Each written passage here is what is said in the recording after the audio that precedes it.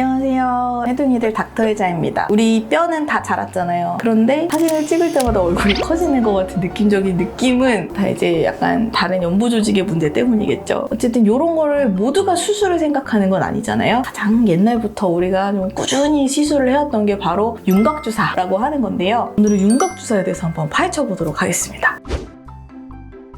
먼저 윤곽주사가 뭐냐? 이제 윤곽수술하면 이렇게 막 돌려깎기나 양악이나 뼈를 건드리는 수술을 얘기하지만 아이러니하게도 윤곽주사는 그 뼈와는 전혀 상관이 없어요. 윤곽수술을 안 하고도 윤곽한 효과를 내주겠다. 이런 식으로 네이밍이 처음에 된 것 같은데 간단히 말하면 불필요한 지방을 타깃으로 요거를 줄여주는 이런 주사를 윤곽주사라고 보통은 총칭을 하는데요.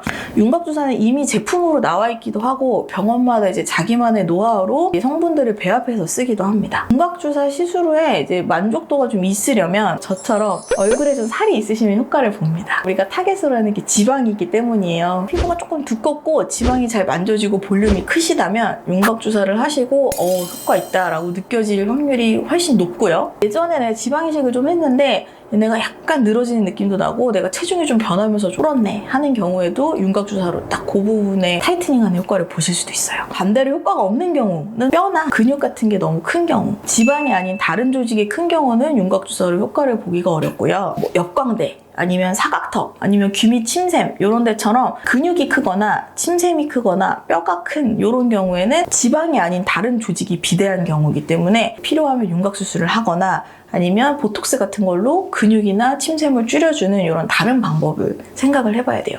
특히 앞광대가 웃을 때 볼록한 게 싫다고 하시는 경우도 있거든요. 이 경우도 사실 윤곽주사로는 100% 해결이 안 되는 게 이렇게 슝 웃으면서 근육이 수축하는 게 되게 커요. 그거 외국에서는 애플치기라고 하면서 되게 좋아하거든요. 그래서 저도 그게 되게 젊은 느낌을 유지해준다고 생각해서 저는 거기에는 보톡스 시술을 하지 않습니다. 왜냐하면 잘못하면 웃을 때 입꼬리가 삐뚤어지기도 하고요. 확 죽어버리면 그냥 있을 때 광대 산 자체가 무너지기도 해서 거기는 보톡스 시술 같은 건 안 하셨으면 좋겠어요. 볼륨이 별로 없고 피부가 얇고 늘어져 있는 경우에는 윤곽주사 하시면 효과가 없고요. 나이가 드셔서 살이 있긴 한데 피부도 처진 경우, 이런 경우에는 윤곽주사 단독으로 시술하면 안쪽에서 볼륨만 줄면서 겉에가 겉도는 느낌이 생기거든요.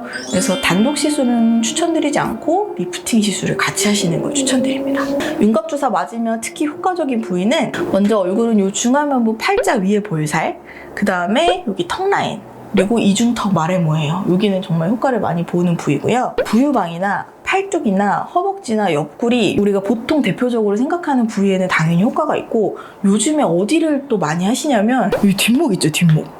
여기를 은근히 찾으시는 분들이 많으시거든요. 이게 우리가 자세가 거북목처럼 생기면서 여기에 지방이 축적이 되기도 하고 여기는 사실 운동으로 뺄 수 있는 부위가 아닌데 목의 이 태를 앞에서 볼 때뿐만 아니라 옆이랑 뒤에서도 이렇게 쭉 뻗게 만드시려고 하시는 분들이 여기에 윤곽주사 시술 많이 하시거든요. 근데 은근히 이거 효과를 보는 부위 중에 하나입니다. 그래서 윤곽주사가 수술에 비해서 정말 간단하고 저렴하고 효과적인데 부작용도 있는데요. 스테로이드 성분이 들어간 윤곽주사 같은 경우에는 그 부위의 폐임이나 생리불순, 그리고 혈당 조절이 안 된다든지 하는 그런 불편한 증상이 생기실 수도 있거든요. 적어도 스테로이드를 남용하는 병원에서 윤곽주사 시술은 하지 않는 게 좋겠다라고 말씀을 드릴 수가 있고요. 윤곽주사는 그러면 종류가 어떤 게 있고 어떤 걸 맞아야 할까? 사실 이게 윤곽주사의 모든 종류를 리뷰하기에는 밤을 새도 모자라요. 요즘에 가장 윤곽주사의 대세 성분은 디옥시콜산이라는 그런 성분이거든요. 그래서 그 디옥시콜산을 베이스로 한 윤곽주사를 저는 쓰고 있고, 이 디옥시콜산은 쓸개즙의 2차 담즙산 성분이고요. 이 쓸개즙 역할이